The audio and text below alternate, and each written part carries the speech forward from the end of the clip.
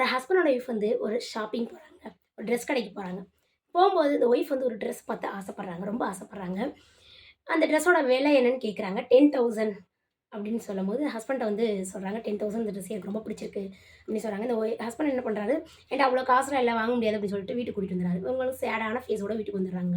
இவரு வேலைக்கு போறாரு. போம்போதெல்லாம் அந்த ட்ரெஸ்ஸ பத்தியே பேசுறாங்க. ரொம்ப கோவமா இருக்கிறாங்க.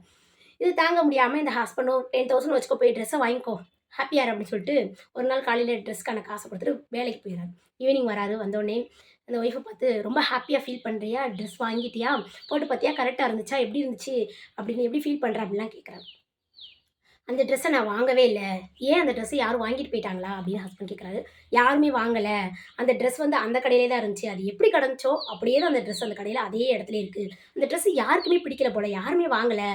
அதனால தான் நானும் வாங்கல அந்த ட்ரெஸ்ஸ. யாருக்கும் பிடிக்காத ட்ரெஸ் நான் எதுக்கு வாங்கணும்? இந்நேரம் நல்லா இருந்தா யாராவது சேல் ஆயிருக்கும்ல அந்த ட்ரெஸ்ஸு அப்படின்னு சொல்றாங்க. அதாவது மைண்ட் லைக் அ மங்கின்னு சொல்லுவாங்க. மனிதர்களோட மனம் வந்து குரங்கு போல அப்பப்ப தாவிக்கிட்டே இருக்கும் அப்படின்னு சொல்லுவாங்க. அதே மாரி தாங்க இவங்களுக்கும் அந்த ட்ரெஸ் பிடிச்சிருந்துச்சு.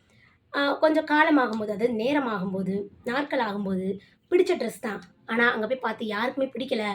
இந்த ட்ரெஸ்ஸோட வேல்யூ அவ்வளதான் அப்படின்னு சொல்லிட்டு அவங்களுக்கு பிடிக்காம ஆயிருச்சு. ஆனா எவ்வளோ பிடிச்சுச்சு. அடம் பிடிச்சு காசு வாங்கிட்டு வந்தாங்க. ஆனா, அந்த ட்ரெஸ் பிடிக்காம ஆயிருச்சு. அதே மாரி தாங்க. எந்த ஒரு பிடிச்ச பொருளா இருந்தாலும் காலங்கள் ஆகும்போது, நமக்கு அந்த பிடிச்ச பொருளே பிடிக்காத சூழல் ஏற்படும். பிடிக்காம ஆகுங்க. அதாவது இந்த ஸ்டோரி யாருக்காக தெரியுமா? நெறைய பொருட்கள வாங்கி, வீட்ல தேவையில்லாம பார்த்தோனே பிடிச்சோன்னு வாங்கி வீட்ல வந்து வைப்பாங்க. அவங்களுக்காக தான் இந்த ஸ்டோரிய ஷேர் பண்றேன். ஸோ இந்த ஸ்டோரி பிடிச்சிருந்தா லைக் பண்ணுங்க, ஷேர் பண்ணுங்க, சப்ஸ்கிரைப் பண்ணுங்க. நன்றி, வணக்கம்.